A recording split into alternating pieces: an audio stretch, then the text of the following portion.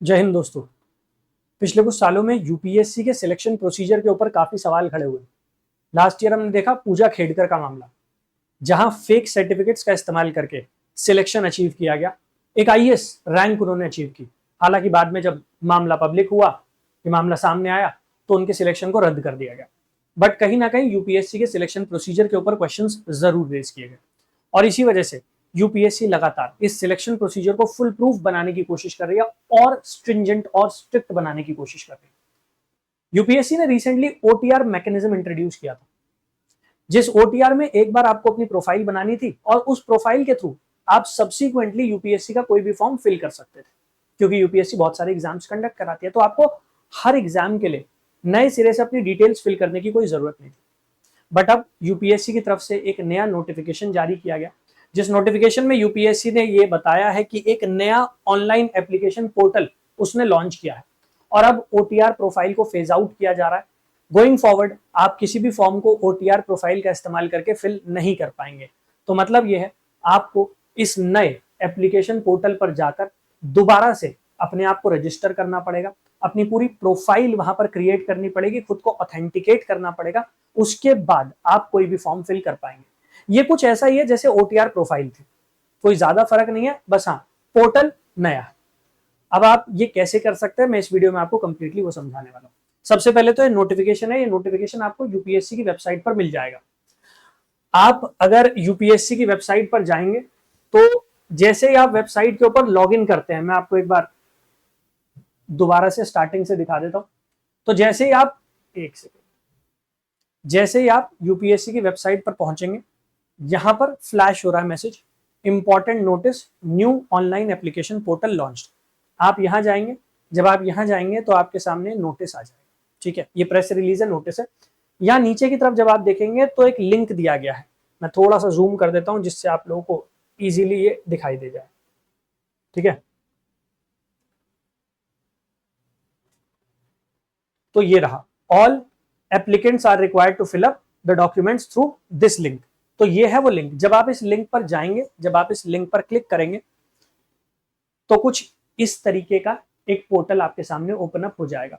अब यहां स्टार्टिंग में दिया गया है manage account, change my password, change email ID. वो इस वजह से क्योंकि मैंने ऑलरेडी आप लोगों को समझाने के लिए इस पोर्टल के ऊपर एक अकाउंट क्रिएट किया है। यहां पर मैंने अपनी आईडी के थ्रू लॉगिन कर लिया है। बट जब आप पहली बार यहां पर जाएंगे तो आपको कुछ इस तरीके का पोर्टल नजर आएगा। जब आप पहली बार इसे विजिट करेंगे तो आपको यहां पर अपना एक अकाउंट क्रिएट करना होगा। तो इनिशियली आपको क्रिएट अकाउंट एंड लॉगिन का ऑप्शन आ जाएगा। तो आप जाइएगा क्रिएट अकाउंट पर, ये रहा क्रिएट अकाउंट। जब आप क्रिएट अकाउंट पर जाएंगे तो यहां पर कुछ इंस्ट्रक्शंस दी गई हैं। You should have an email ID and mobile number for account creation.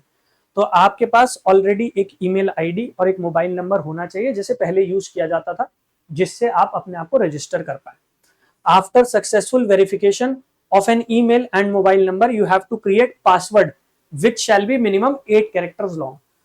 तो एक बार आप अपने मोबाइल नंबर और ईमेल आईडी को यहाँ रजिस्टर कर देंगे, उन्हें वेरीफाई कर देंगे। क्योंकि जब आप यहाँ रजिस्टर करेंगे उसके बाद आपके पास ओटीपी आएगा, ओटीपी के थ्रू ऑथेंटिकेट किया जाएगा कि आपकी ईमेल आईडी और आपका ही मोबाइल नंबर है। एक बार आपने वो ऑथेंटिकेट कर दिया, उसके बाद वो आपसे एक पासवर्ड क्रिएट करवाएंगे। अब ये पासवर्ड बहुत जरूरी है, क्योंकि इसी पासवर्ड का इस्तेमाल करके आप आगे चलकर इस एप्लीकेशन पोर्टल में लॉगिन कर पाएंगे और अपने जितने भी सब्सिक्वेंट फॉर्म्स हैं उनको फिल कर पाएंगे। तो इस पासवर्ड को कहीं लिख के रख लीजिएगा, सेव कर लीजिएगा। आजकल तो गूगल आपको अपॉर्चुनिटी देता है कि आप पासवर्ड्स को मोबाइल में ही सेव कर सकते हैं, तो उसको सेव कर लीजिएगा। ऑलराइट, जब आप यहां पर क्लिक करेंगे that I have understood these instructions, उसके बाद प्रोसीड फॉर अकाउंट क्रिएशन पे जाइएगा। जब आप यहां आ जाएंगे तो सबसे पहले आपकी एक वैलिड ईमेल आईडी, नीचे दोबारा आपको वो ईमेल आईडी कंफर्म करनी पड़ेगी, उसके नीचे कैप्चा है, आपको यहाँ पर एंटर करना है। एंटर करने के बाद आप दोबारा से यहाँ पर टिक कर देंगे कि yes I have understood the instructions. उसके बाद आप ओटीपी जनरेट करेंगे, वो ओटीपी आ जाएगा। ओटीपी आने के बाद आपको अपनी ईमेल आईडी को वेरीफाई कर देना है। उसके बाद आपका मोबाइल नंबर आपसे मांगा जाएगा, फिर वो आपका मोबाइल नंबर वेरीफाई करेंगे, आपको मोबाइल नंबर दे देना है। मोबाइल नंबर देने के बाद उस पर ओटीपी आ जाएगा, आप उसके थ्रू पासवर्ड क्रिएट करके ऑथेंटिकेट कर देंगे अपने आप को।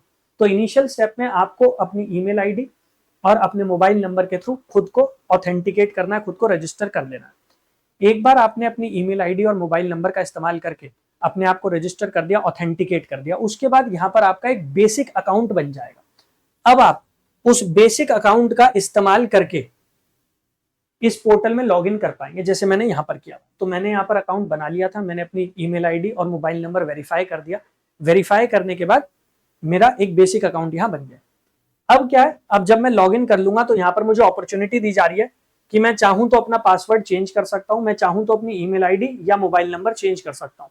तो बहुत सारे एस्पिरेंट्स को ये प्रॉब्लम आई थी ओटीआर मैकेनिज्म में कि वो अपनी ईमेल आईडी, अपना मोबाइल नंबर चेंज नहीं कर पा रहे थे। बट यहाँ पर इस पोर्टल पर काफी सिंपल है, यहाँ पर दिया गया है ऑप्शन कि आप अपनी ईमेल आईडी और अपना मोबाइल नंबर चाहे तो चेंज कर सकते हैं। अब चलते हैं आगे। अब आते हैं यूनिवर्सल रजिस्ट्रेशन।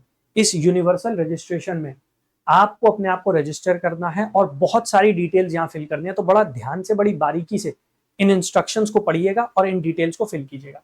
जैसे सबसे पहले इंस्ट्रक्शंस दी गई है तो इंस्ट्रक्शंस पे जाइएगा। यहाँ ये बताया गया है that all candidates are requested to keep the following information and documents ready before initiating the universal registration process। पहले समझ लीजिए यूनिवर्सल रजिस्ट्रेशन प्रोसेस काफी लंबा होने वाला है क्योंकि ये सारी डिटेल्स आपसे मांगी जाएंगी। Identity profile, matriculation board profile, Aadhaar photo ID. उसके बाद आपका ये जो यूनिवर्सल रजिस्ट्रेशन है आप उसे प्रीव्यू करेंगे, फिर सेव करेंगे। उसके बाद आप आगे जाएंगे। आगे जाकर आपको पर्सनल प्रोफाइल क्रिएट करनी है, पेरेंट्स की प्रोफाइल क्रिएट करनी है, सोशल कैटेगरी प्रोफाइल क्रिएट करनी है, डिसेबिलिटी प्रोफाइल क्रिएट करनी है, एड्रेस है, एजुकेशनल प्रोफाइल है, एम्प्लॉयमेंट एक्सपीरियंस है, अचीवमेंट है, प्रीवियस यूपीएससी एग्जामिनेशन प्रोफाइल है और photo and signature. That means अब ये सारी इंफॉर्मेशन जो आप यहाँ पर फिल करेंगे यही ऑटोमेटिकली सब्सिक्वेंटली जो भी आप यूपीएससी का फॉर्म फिल किया करेंगे उसमें ऑटोमेटिकली ऐड हो जाएगी। तो जब आप इस प्रोफाइल को बना रहे हैं बहुत केयरफुली इसे बनाइएगा, मिस्टेक्स मत कीजिएगा। हालांकि अगर मिस्टेक हो जाती है तो कुछ फील्ड्स ऐसी होती है जिनमें अपॉर्चुनिटी दी जाती है कि आप चेंज कर सकते हैं, बट मेक श्योर कि जब आप इसको फिल कर रहे हैं तो बड़ा केयरफुली कीजिए और इंस्ट्रक्शंस को पढ़ लीजिए। जैसे यहाँ पर अगर आप देखेंगे तो इंस्ट्रक्शंस में बताया गया आइडेंटिटी डिटेल। सबसे पहले आपको अपनी आइडेंटिटी प्रोफाइल बनानी है, तो आइडेंटिटी डिटेल के लिए आपका पूरा नाम चाहिए होगा। इसके साथ साथ gender, date of birth, father's name, mother's name, name change, gazette document. इस बार बहुत सारे एस्पिरेंट्स के साथ ये प्रॉब्लम आई है कि उन्होंने जो मैट्रिकुलेशन सर्टिफिकेट में उनका नाम है उसको आगे चलकर चेंज किया है। तो वहां पर जो उनकी आईडीज है या फिर जो नाम वो आज इस्तेमाल कर रहे हैं यूपीएससी का फॉर्म फिल करने के लिए और मैट्रिकुलेशन में नेम में मिसमैच है, तो वहां पर गजट नोटिफिकेशन जो है वो आपको अपलोड करना था। अब बहुत सारे एस्पिरेंट्स ने नहीं किया तो आज वो परेशानी आ रही है, वो ना हो इस वजह से ही ये इंस्ट्रक्शंस है। ठीक है, यहां पर ये भी बताया गया कि जब आप फॉर्म में अपनी डिटेल्स फिल कर रहे होंगे तो किस तरीके से करनी है। जैसे देखिएगा यहां पर ये समझाया गया है कि अगर आपका नाम है सुरेश प्रसाद सिंह तो मतलब आपका फर्स्ट नेम है, मिडिल नेम है और उसके बाद लास्ट नेम।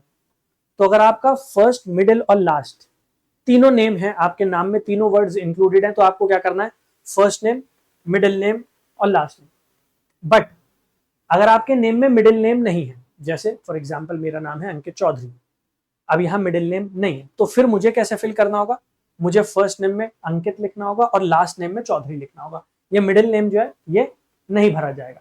सिमिलरली अगर आपका नाम जो है उसमें आप सरनेम का इस्तेमाल नहीं करते तो आप सिर्फ अपना फर्स्ट नेम जो है यहाँ पर फिल कर देंगे।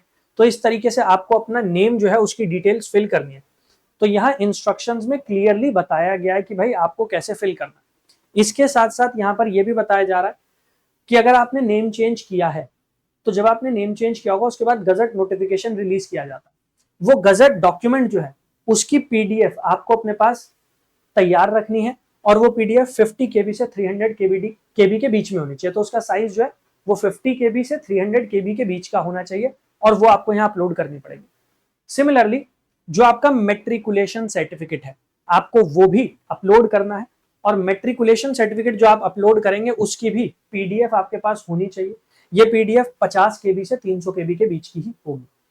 ऐसे ही आप अपना आधार नंबर वो भी यहाँ पर अपडेट करेंगे क्योंकि यूपीएससी ने नोटिफिकेशन में क्लियरली मेंशन किया कि आप अपने आधार नंबर से ही अपने आप को वेरीफाई कीजिए।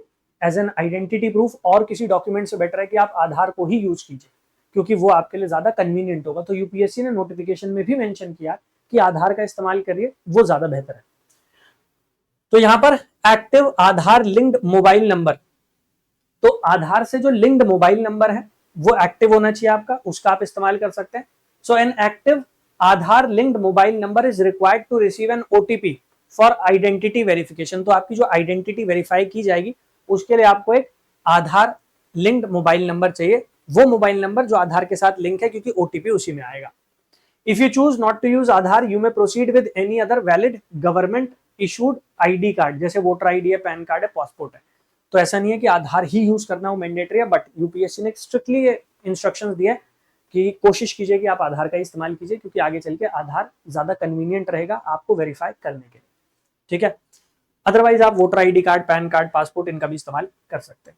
इसके साथ साथ यहाँ पर ये बताया गया, ensure that all documents are original, valid and clearly legible, the ID card should be in JPG format. तो यहाँ पर लिखा हुआ है कि आपका जो आइडेंटिटी कार्ड होगा, मतलब आईडी प्रूफ होगा, जैसे आधार है जिसको आप अपलोड करने वाले हैं, वो जेपेग फॉर्मेट में होना चाहिए, JPG format with file name ID underscore card. तो यहाँ पर यह भी बताया गया है कि आप जो डॉक्यूमेंट अपलोड करने वाले हैं उन डॉक्यूमेंट को अपने पास जो आप स्टोर कर रहे हैं वो किस नाम से स्टोर कीजिए।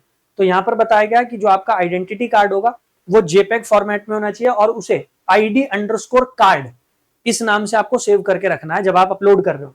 सिमिलरली अगर मैं बात करता हूं मैट्रिकुलेशन सर्टिफिकेट की, तो उसके बारे में बताया गया बोर्ड अंडरस्कोर सर्टिफिकेट, आप इस नाम से उसे सेव करके रखिए डॉक्यूमेंट को। ऐसे ही अगर इससे पहले हम देखते हैं आपका जो गजट में नाम चेंज हुआ है, अगर गजट में नोटिफिकेशन आपने निकाला है नेम चेंज के बाद, तो वो डॉक्यूमेंट जो है वो आपको नेम अंडरस्कोर चेंज इसके नाम से सेव करना है। तो जो इंस्ट्रक्शंस में मेंशन्ड है उनको फॉलो कीजिएगा, उसी के अकॉर्डिंग इस प्रोफाइल को बनाइएगा, कन्वीनियंट रहेगा, आगे चल के आपको भी कोई प्रॉब्लम नहीं आएगी। इसी वजह से यूपीएससी ने पूरा नोटिफिकेशन जारी किया है, ठीक है। इसके बाद आप कर देंगे प्रोसीड फॉर यूनिवर्सल रजिस्ट्रेशन, ठीक है। अब जब आप आ जाएंगे प्रोसीड फॉर यूनिवर्सल रजिस्ट्रेशन, तब जाकर आपकी सारी डिटेल्स आपको फिल करनी है।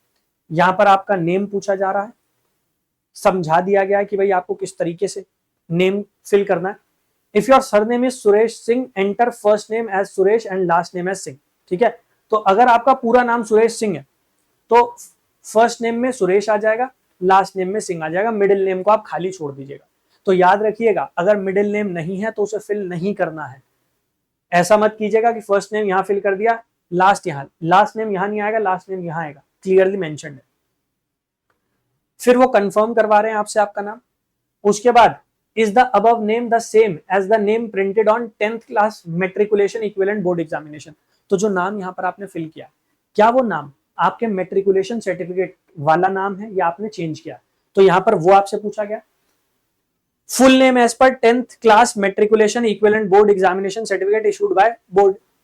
उसके बाद यहां पर आ जाएगा कि आपके 10th क्लास के सर्टिफिकेट में आपका क्या नाम है, एग्जैक्टली वैसे ही भरेंगे आप, ठीक है। जो नाम वहां दिया गया बिल्कुल वही भरेंगे, उसे कंफर्म कर दीजिएगा।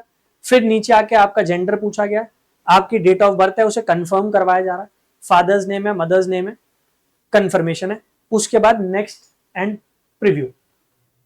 इस तरीके से जैसे जैसे आपकी प्रोफाइल्स बनती जाएंगी, जैसे पहले आपकी आइडेंटिटी प्रोफाइल है, फिर आपकी मैट्रिकुलेशन बोर्ड प्रोफाइल है, फिर आपका आधार या फोटो आइडेंटिटी कार्ड है, उसके बाद personal profile, parents profile, social category, disability profile.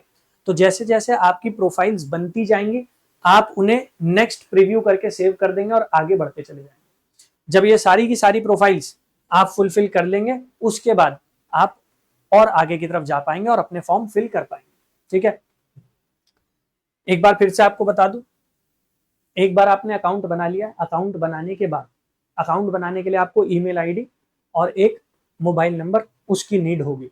Preferably ये वही नंबर यूज कीजिएगा जो आपका आधार के साथ लिंक्ड है, क्योंकि आधार के केस में भी हमने देखा कि आपसे कहा गया है कि एक मोबाइल नंबर रिक्वायर्ड है और ये वही नंबर होना चाहिए जो आधार के साथ लिंक्ड है, जिससे उस पर ओटीपी आ जाए। तो प्रेफरेबली उसी नंबर का इस्तेमाल कर लीजिए जो आधार के साथ लिंक्ड है, तो आपके लिए कन्वीनियंट हो जाएगा पूरा प्रोसेस। तो यहाँ पर आप अकाउंट क्रिएट कर लेंगे, जब उसके बाद लॉग इन करेंगे, यहाँ पर पासवर्ड चेंज करना चाहते हैं, ईमेल आईडी चेंज करना चाहते हैं, मोबाइल नंबर चेंज करना चाहते हैं, उसका ऑप्शन है। उसके बाद आप यूनिवर्सली रजिस्टर करेंगे। यूनिवर्सल रजिस्ट्रेशन के बाद आप कॉमन एप्लीकेशन फॉर्म में आ जाएंगे। यहां पर जो कॉमन एप्लीकेशन फॉर्म है उसमें जो डिटेल आप वो फिल कर सकते हैं। और फिर एग्जामिनेशन, तो कौन कौन से नए एग्जाम यूपीएससी की तरफ से नोटिफाई किए गए हैं वो यहाँ पर आ जाएगा, व्यू एग्जामिनेशन नोटिस। अगर आप अप्लाई करना चाहते हैं एग्जाम के लिए आप अप्लाई कर सकते हैं और उसके बाद आप अपनी एप्लीकेशन का स्टेटस भी चेक कर सकते हैं। तो एक बार आपने ये ऑनलाइन पोर्टल पे रजिस्टर कर लिया, उसके बाद आपके लिए फॉर्म फिलिंग का जो पूरा प्रोसेस है वो ज्यादा कन्वीनियंट हो जाएगा, ज्यादा स्ट्रीमलाइन हो जाएगा।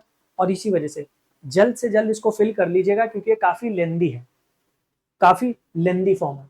क्योंकि अभी आपने देखा जब आप यूनिवर्सल रजिस्ट्रेशन पर जाएंगे तो कितनी सारी प्रोफाइल है जो आपको क्रिएट करनी पड़ेंगी। तो ये तो सिर्फ पहला पेज है, उसके बाद आप देख लीजिए कि कितनी सारी प्रोफाइल्स है जो आपको क्रिएट करनी पड़ेंगी। तो ये कुछ वैसा ही है जैसे आपने ओटीआर प्रोफाइल बनाई थी, उसी तरीके से आपको ये सारी की सारी प्रोफाइल्स बनानी है।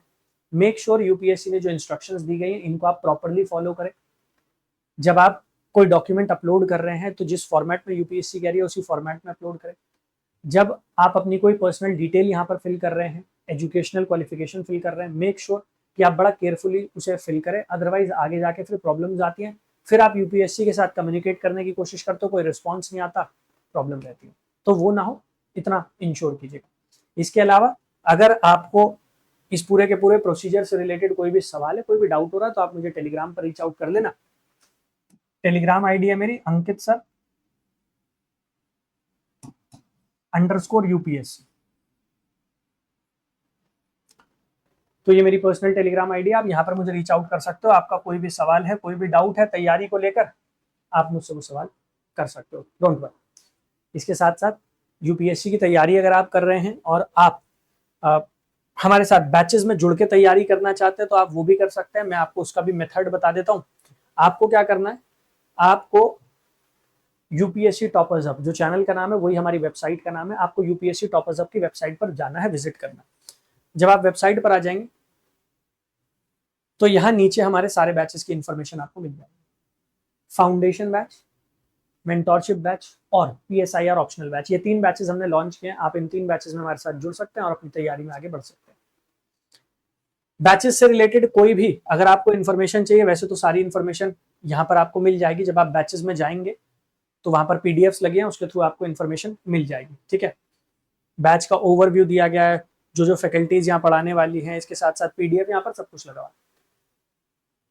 अब अगर आपको कोई भी डाउट है, कोई भी सवाल है, तो आप जाइए कॉन्टैक्ट अस पे। जब आप कॉन्टैक्ट अस पर आ जाएंगे